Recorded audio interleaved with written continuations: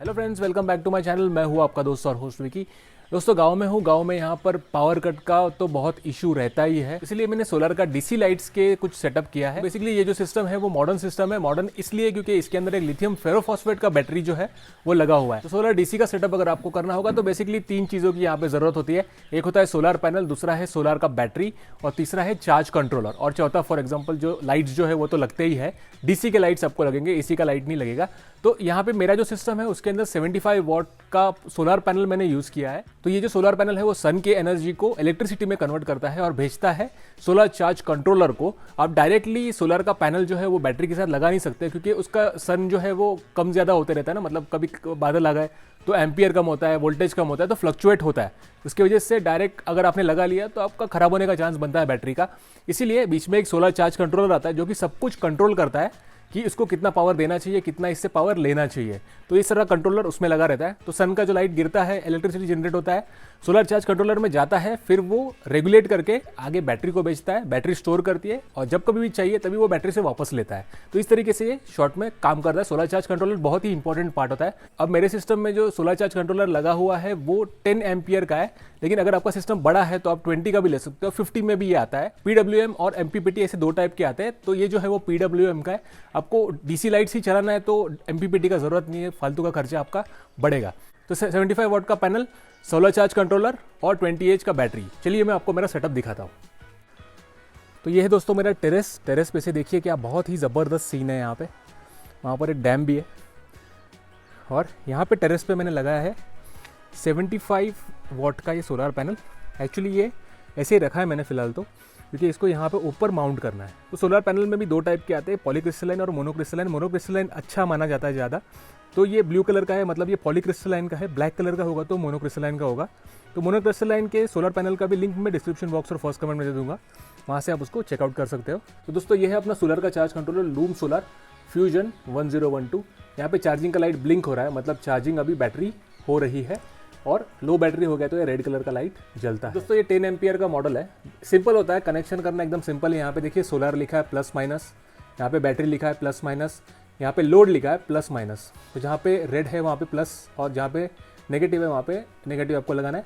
Solar का wire इधर लगेगा क्योंकि सोलर लिखा है यहाँ पे, बैटरी का वायर यहाँ पे, बैटरी यहाँ पे लिखा है, और लोड जो हम लोग चलाने वाले हैं उसका वायर यहाँ पे लगा है। माउंट करने के लिए यहाँ पे जगह भी दिया हुआ है, तो यहाँ आप आराम से दीवार पे इसको टांग भी सकते हो। इसका link description box first comment दे दूंगा, आप चेकआउट कर सकते हो। अब दोस्तों फ्यूजन 1012 ये एक लिथियम का चार्ज कंट्रोलर है। अगर आपके पास लेड एसिड का बैटरी है तो आप लेड एसिड वाला ले सकते हो, उसका भी लिंक डिस्क्रिप्शन बॉक्स और फर्स्ट कमेंट में दे दूंगा। आपको डिस्टिंग्विश करना जरूरी है क्योंकि जो लिथियम का बैटरी है और लेड का बैटरी है उसमें अलग अलग होता है, इसके लिए उसका चार्ज कंट्रोलर का सिस्टम भी अलग अलग होता है।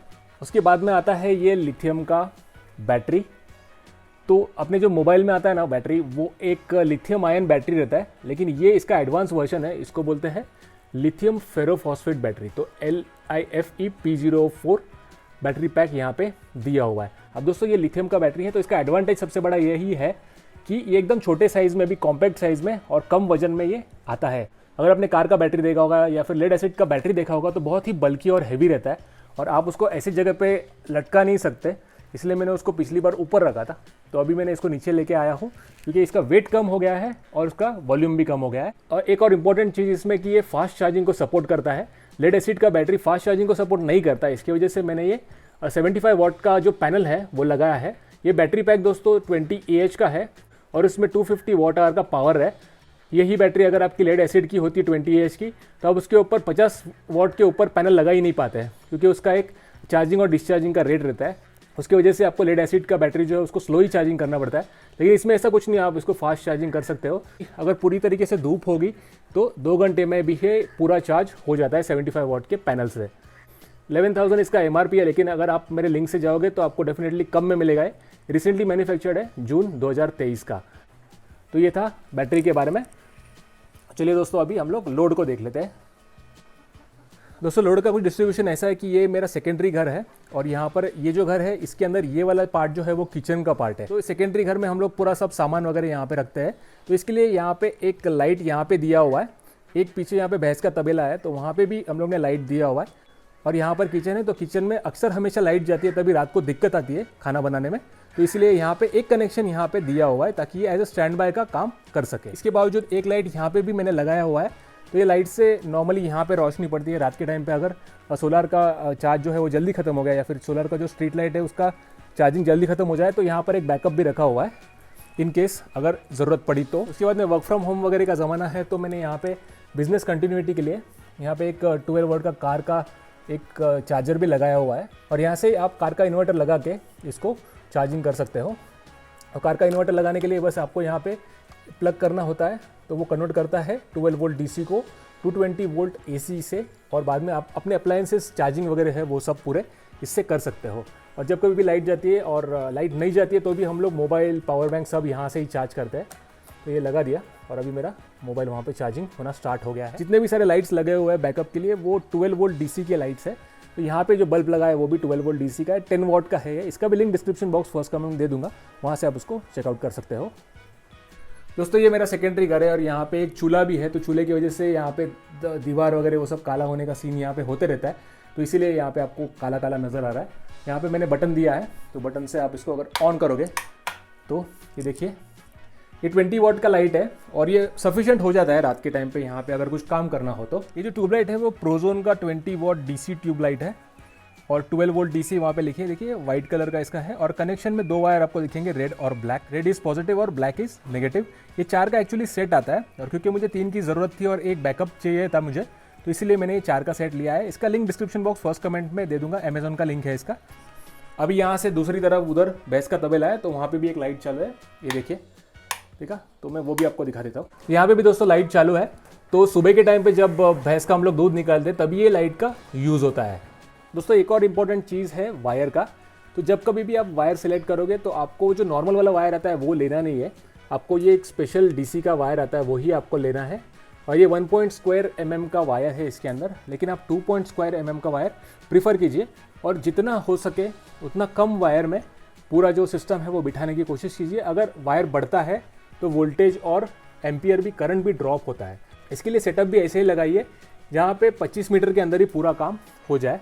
सजेस्टेड है कि 2.5 का लीजिए लेकिन मेरा जो है वो यहाँ पे 1.5 का है, फिर भी ये आराम से काम कर रहा है विदाउट एनी इशू। दोस्तों ये है मेरे घर का किचन। यहाँ पे अक्सर लाइट जाया करती है और यहाँ पे अभी अंधेरा है, देखिए दिन के उजाले में भी यहाँ पे अंधेरा होता है तो सनलाइट भी पूरी आ नहीं पाती। अभी मैं ये लाइट जो है उसको चालू कर देता हूँ और देखिए काफ़ी हद तक यहाँ पे उजाला हो गया है, आराम से काम कर सकते हैं, उतना यहाँ पे उजाला हो गया है। अभी हर एक कनेक्शन को मैंने यहाँ पे बटन दिया हुआ है तो बटन के जरिए आप इसको ऑन ऑफ कर सकते हैं। बेसिकली आपको लाल वाला वायर जो है वो इस बटन से पास करना है और कुछ करना नहीं है बस। 20H का पावर फॉर बैकअप सिस्टम के लिए बहुत ज़्यादा भी हो सकता है तो इसलिए हम लोग जब भी लाइट रहेगी तो भी हम लोग इस लाइट का जो इस्तेमाल करते ही नहीं है ताकि हमारा बिल भी बच सके और ये लाइट पे ही पूरा हम लोग खाना वगैरह बना लेते हैं। तो this is also very good. तो दोस्तों ये था सब कुछ मेरे डीसी के सोलर सेटअप के बारे में। बैकअप का सेटअप मैंने जो है वो लाइट्स का किया हुआ है और चार्जिंग के लिए यहाँ पे फैसिलिटी भी दी है ताकि आप आराम से बिजनेस कंटिन्यूटी, लैपटॉप वगैरह, ऑफिस का काम वगैरह आराम से कर सकते हो। दोस्तों सारे प्रोडक्ट के link description box first comment में दे दूंगा, वहाँ से आप उसको चेकआउट कर सकते हो। एक चीज़ ध्यान में रखना है कि वायर का लेंथ आपको कम से कम यूज़ करना है अगर आप इसको लगाना है तो। प्लीज़ लाइक कीजिए, शेयर कीजिए, सब्सक्राइब कीजिए, बेल आइकन को भी दबाइए ताकि ऐसे ही अपडेट्स आपके फीड में आ सके। Thank you for watching and have a safe time. Bye bye.